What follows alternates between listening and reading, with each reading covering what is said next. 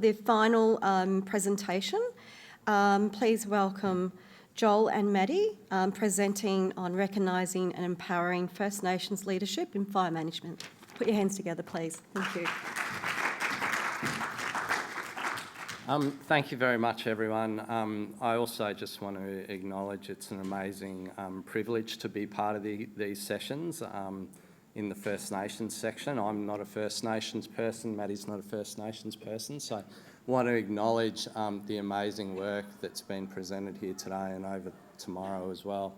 And also want to acknowledge, wherever we may be, how much First Nations have led the stewardship of country that allows for a movement such as Landcare to actually exist. It's their past stewardship of the landscape that we all treasure and has resulted in the values in the landscape that we treasure today. Oh, sorry, I'm clicking the wrong button there. Sorry, I'll just help you. Let's just go back. Back? Yeah, go back. Sorry, handing over the clicker.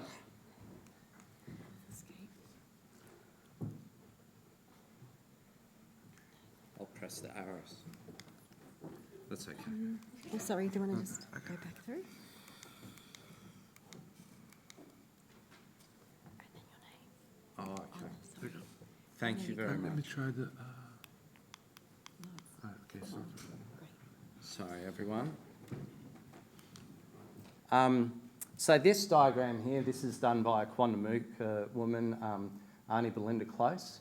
And this image here on the far right is part of our organisation, Healthy Land and Water.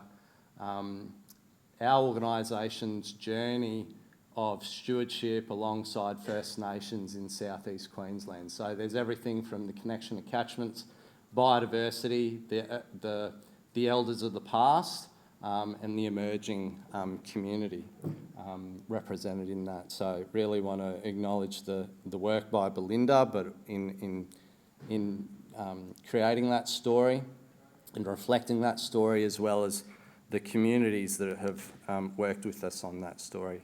So at Healthy Land and Water, we host a program called the Queensland Fire and Biodiversity Consortium. Historically, that was known as the South East Queensland Fire and Biodiversity Consortium and was created around 25 years ago. The consortium has recently been expanding statewide, largely as a result of the call by state agencies, key stakeholders across Queensland, to respond to the Black Summer bushfire event. And you can see there the aim of the consortium is to translate science into practice for improved fire management and biodiversity conservation right across Queensland. And it's about also doing that coordination of the research, government, community stakeholders, institutions, First Nations as well, bringing them together to do joint extension, planning and consideration of fire in the landscape and how we work better to protect life and property as well as the ecology. So at the moment, the Fire and Biodiversity Consortium across Queensland has three main models for delivery. There's the Township fire management strategies, sub-catchment fire management planning and strategy delivery, and property level fire management planning. Now, all of those things intertwine in some landscapes. In some landscapes, you're looking at one model and not necessarily the others. And it depends on the parts of Queensland that we're working in. Today, I want to really highlight, this is a bit of a case study example around the Township fire management strategy. And as you can see by that note at the bottom, this was really led by the Quandamooka people of Moreton Bay, inclusive of Mulgumpin, which is Moreton Island, Minjerribah, which is North Stradbroke Island and the coastal areas. So you can see there the northern part of that urban extent there, you're actually starting to see that's Bribie Island in the far northwest of the image, and the Sunshine Coast up to Caloundra. And down the southern end of the image, you're looking at the Gold Coast and the Brisbane urban extent in the middle, Meanjin and the Wandering River. Also, just want to acknowledge here that this work and the rights and interests of Quandamooka people have existed in time immemorial, but native title has recognised those rights and interests interests in 2011 through a native title determination that was largely those blue and red areas, and then further expansion over Mulgumpin in 2019. And then there's the Quandamooka Coast Claim, which is that other wide area extending over the western parts of Moreton Bay and the southern parts of the bay side of Brisbane. So the Quandamooka people really have a very complex traditional knowledge framework. This is a very simplified diagram that has come from them. This is their diagram, but it's not fully reflective of the complex nature of what traditional knowledge is. But from their viewpoint, it's that coming together of oral tradition, song, dance and art, the ethno-historic record, including archaeological values, that come together and intertwine to provide a holistic interpretation of country that reflects their combined traditional knowledge. And that informs all aspects of their land management and their stewardship. So this statement here on the screen, this is when the elders of the Quandamooka people have come together shortly after that 2011 native title determination. They've come together and identified fire as a critical element of their stewardship of country. And this is their fire management statement, and it also articulates their aspirations. So here it's about recognising, and they call on all stakeholders to recognise that the Quandamooka people have always managed their country through fire. It's an important part of realising their native title rights as recognised through the federal court, and that all stakeholders need to consult with the First Nation in the stewardship and the resourcing of that landscape with an appropriate respect for the importance of fire to do that. With that in mind, they've gone on and pursued the cataloguing of the history of fire in the landscape. So Jarlo is the Quandamooka people's word for fire, and they've done a comprehensive, an amazing body of work that builds on all of that native title work that was done over decades, but then further has built on the fire record, the archaeological record, those values that I talked about earlier to demonstrate how the landscape has been shaped by fire. This artwork on the right is actually done by Josh Walker, and it reflects the mosaics and the ecosystems and the wetland interactions.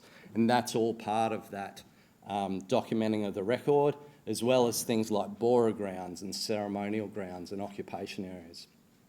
It's also worth considering that this has brought about a fair bit of difficulty and tension and in some cases trauma for the Quandamooka First Nation, but other First Nations as well, because what this has brought to light is the suppression of their stewardship of country and the denial of access and the ability to continue their cultural practices to the modern day. So in these landscapes, we've got vast areas that were locked up. It's only just over a decade ago, that most of Minjerribah was locked up through mining leases, and First Nations people weren't able to walk their own land and conduct their cultural practices.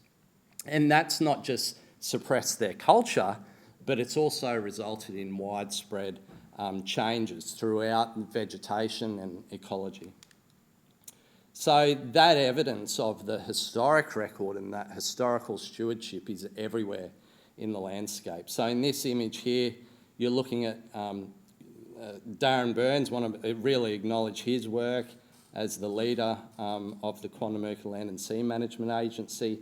David Kington, no longer working for Parks, but has been passionate throughout his career in enabling the stewardship by First Nations and many young Quandamooka people. And they're looking at these trees here, which have been dated at 800 to 1,000 years of age, and they are closely associated with, on the ground in that landscape, artefacts that have been dated of many thousands of years. So Minjerribah contains archaeological records of the oldest, like formal archaeological records of the oldest occupation on the east coast of Australia. And there's the association between the cultural values, the ecological values, and the hard archaeological values in that landscape. You can also see that change in the country by looking at the imagery. So 1955, much of, even though formally traditional owners on Minjerribah, their rights and interests weren't recognised, and there was still a lot of societal suppression, they were still able to travel the landscape. And burning, the records indicate that burning was still undertaken in the middle part of the 20th century. And you can see these landscapes that were still open forests, open woodlands, where there's been this complete conversion of those open landscapes, where subsequent suppression and removal, as well as other climatic factors and fire regime change, you can see what was open woodland is now a completely closed dense canopy. The same with other environments throughout these islands. Wetlands, for example, on the image on the left, you can see a vast expanse in this area of what is open reedy wetland, and that has subsequently had complete invasion in many instances, where you go there today and you're looking at a canopy of Melaleuca or paperbark forest. There's no water present on the ground anymore, and you're looking at a 15, 20 metre high, very dense thicket of Melaleuca. Another example here is on the northern end of Mulgumpin, Moreton Island, where you've got the invasion of similar ecosystems in what were areas quite open in the past. So hot, intense bushfire, we've seen wildfires increase in their intensity over the 20th and early part of the 21st century on Minjerribah in particular. And when these fires go through, increasingly they're taking out the old growth trees, and you're getting these dense stands of highly flammable fuel load after the fact. And as that intensity increases, what you end up with is those germination fire-dependent species taking over, and your other species being removed from the landscape, and that cycle of increased intensity continues. So after a fire, I think in 2015, that burnt, I think 70% of Minjerribah, the kayak came together and put their objectives together for how they were going to mitigate the risk of bushfires to the island. And these are listed above here, but a lot of them, well, the first one is around Quandamooka people being involved in the planning and the implementation of fire management works. They're also recognition of their traditional fire knowledge and the cultural landscape objectives that the Quandamooka people aspire for as well is included.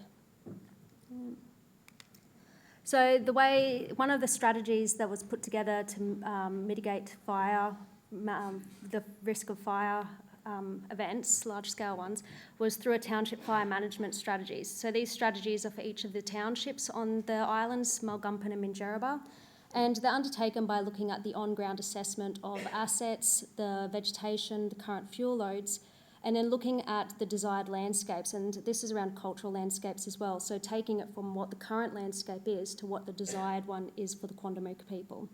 And all of this work includes cultural value consideration. So this is looking at the cypress forests that Joel showed before, as well as things like borer grounds and sensitive wetlands. The product is for all multi-tenure and is for all landholders to implement, and it's a product that is easy to implement and that everyone signs off on. So the Quandamooka people have done a large body of work collecting all their cultural values and turning it into a GIS layer like above here, and that work there has been put through all the fire management planning of the TFMS, as well as a large-scale fire management strategy for the whole of the island. So this is the output. So this is designed to be an A0 map that's put on the wall for emergency services and for when there's a wildfire event. And you can see the little colours here, the red and orange and yellow and the green, they're all different fire management zones, and there's lots of text you can't read, but Each one of those zones has its own current fuel load, the desired fuel load, and a prescription to get it there. And as well as got a tenure assessment and the cultural values that are contained within there and how the works can align to not harm any cultural heritage that's known.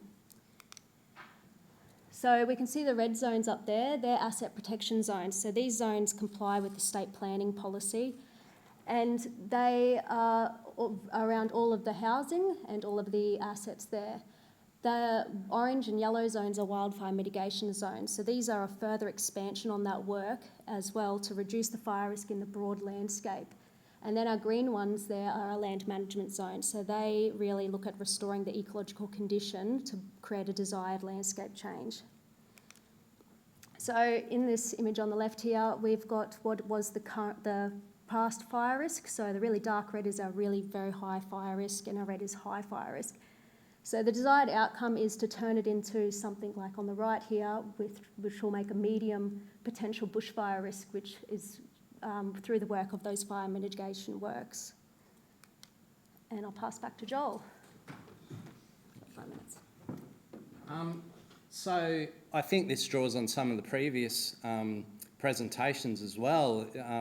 Traditional-led fire management just isn't about putting fire to the ground, it's also about structural reform of vegetation. So looking at what is a cultural landscape and what's required to bring that fuel load under control and empower First Nations to realise those aspirations for country. So in this example, you can see the image on the left. This is before vegetation management works. You've got the cypress stands in the foreground, very culturally significant, but you've got that thick vegetation in the background. After treatment, this is what it looks like. And that treatment then provides an environment which is far more suitable for applying fire to the ground and restore some of those cultural practices as well. But doing just this part of the presentation here, without doing the mechanical work, you wouldn't be able to apply fire because the intensity of the fire is just too hot. So it requires that combination approach. And what we're seeing now as a result of that is whether it be burn preparation works, prescribed burns, or responding to bushfire events, it's the next generation of Quandamooka people that are out on the ground designing these works, leading these works, being trained, like we've now got around 40 Quandamooka fire officers that are working tirelessly on Minjerribah to lead fire management. And it's not just lead the stewardship of their country through their people, it's also, this is a photo of the crack team, they were labelled, from Tasmania that came up during the Black Summer bushfire event, and they were being led by Quandamooka people on the ground. We had Quandamooka people leading the direction of 737 water bombing aircraft during that fire event. And the Inspector General of Emergency Management, the Premier of Queensland, the Bushfire Royal Commission, has acknowledged this work as being an outstanding example of that full integration where it empowers First Nations, enables their stewardship of country and culture, and it's creating amazing outcomes for life and property as well as ecology. So we're strong advocates for it at the Queensland Fire and Biodiversity Consortium. We believe the time is now for not just ourselves, but many other stakeholders to get behind First Nations and enable them to lead the stewardship of country, and in particular fire management, because the outcomes that can be achieved through that empowerment will benefit all of us. So thank you very much, and open to any questions.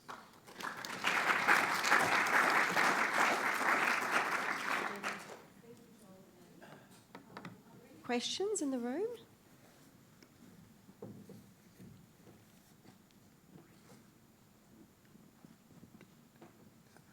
Yeah, great talk, thank you. In our country, we're trying to get biodiversity burns going away from the urban fringe. And I noticed on your maps there's the asset protection, hazard reduction, and then the management zones. Is there an emphasis on people over biodiversity, or is there equal emphasis? Is biodiversity given a high priority in the whole scheme of things, or is it the same as national parks and council policies where people always override biodiversity? There's not enough money to do both.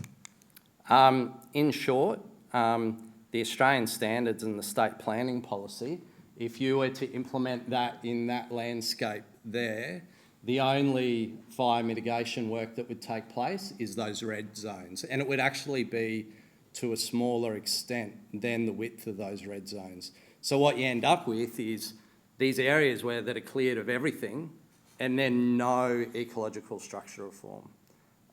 So from a Queensland fire and biodiversity standpoint, we see that by empowering First Nations, they have a far better recognition of the integrated approach to fire management, we believe, than just sticking solely to the Australian standard or the SPP. They enable a much more integrated outcome that benefits all those values that you're highlighting. So we'd be supporting, and the Bushfire Royal Commission actually calls on this, is reform of planning and policy, and even potentially the Australian standard, to take a more holistic approach to landscapes. Great, thank you.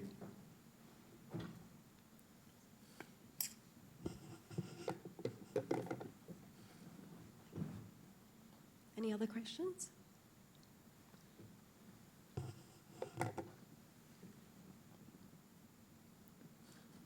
Ella from Katanning in Western Australia. The scale of this work, and obviously working through the different, the oranges and the yellows and the greens and everything like that. What's the level of resourcing required, particularly in terms of man hours? Is this something that you've got the teams that are continually working on and working through these throughout the year? Is this sort of 3 months of the year? What's the time input? For this plan, for each of these townships, like this is just one, so I don't have the exact budget for one township, but across the whole of Minjerribah, the budget basically that's been realised to implement this is between $8 and $10 million.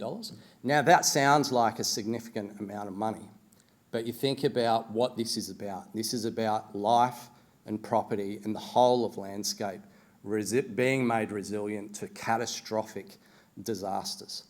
And you look at other programs that government invests in, like the Timber Bridge Replacement Program, and one bridge is likely to cost more than this whole program.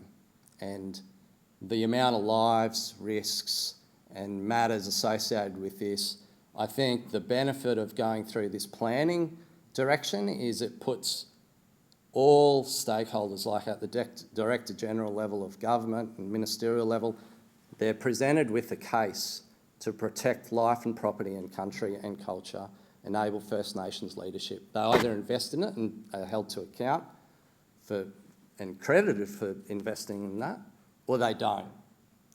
And the don't, I believe, is increasingly becoming unpalatable, just like it is unpalatable to leave a timber bridge in place for 150 years. Don Bruce, Little River, New South Wales. What's the size of the area and how often do you burn? So burns are opportunistic based on the weather and the conditions, but within this landscape, basically all of those orange areas, it's proposed there's a mix of mechanical as well as burn activities before the completion of a 3-year program of works. And that varies. The Flinders Swamp in that north left of that was actually burnt, that whole area was burnt last week.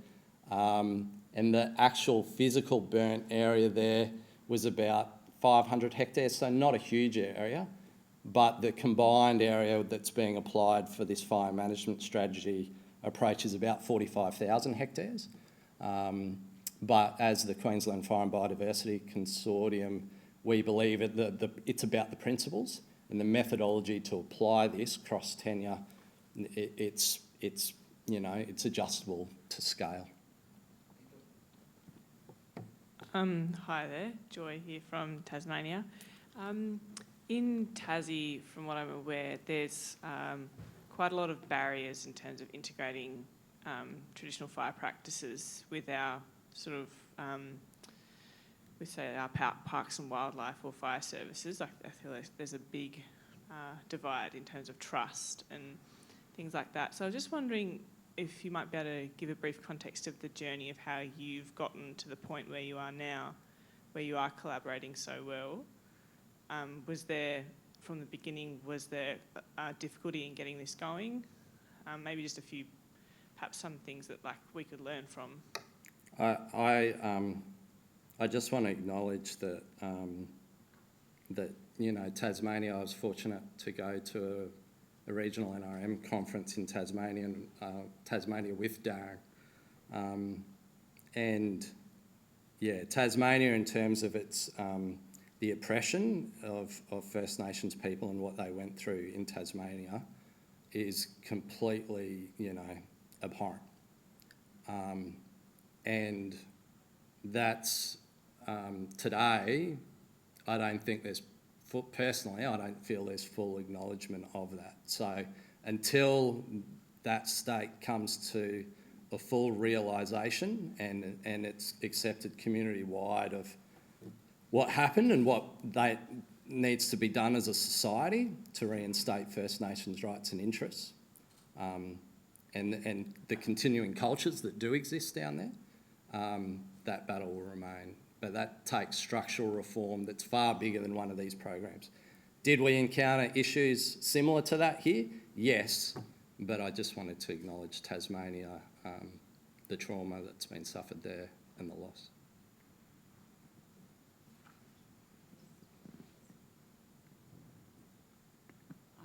Lakshmi from the North Coast. My question is, do you have a First Nations person that works for Queensland, like with you to do this planning, and is this happening further across Queensland, or is this a sort of case study that you hope will be replicated? I know FabCon in New South Wales, I'd love to see, this sort of mapping and stuff that happens, but with cultural and environmental values. The other question is, where is your funding coming from? The funding for the delivery of this comes from the state, but it comes from that phased approach where it's planning first, and the planning builds the cost case, and then you go to basically the cabinet of government, just like, build a new stadium, it's the same thing.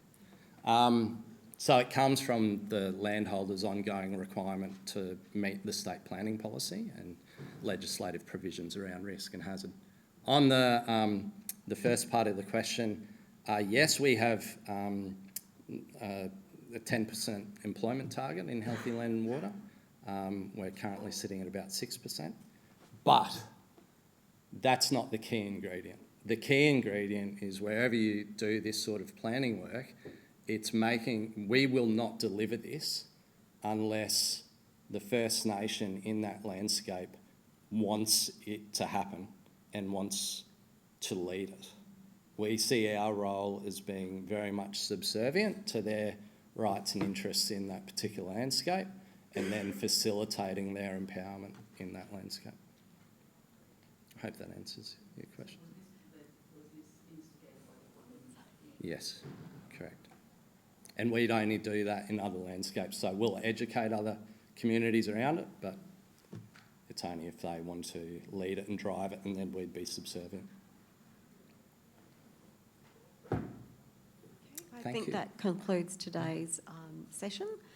Thank you, everyone that's participated and attended today. Thank you. Thank you.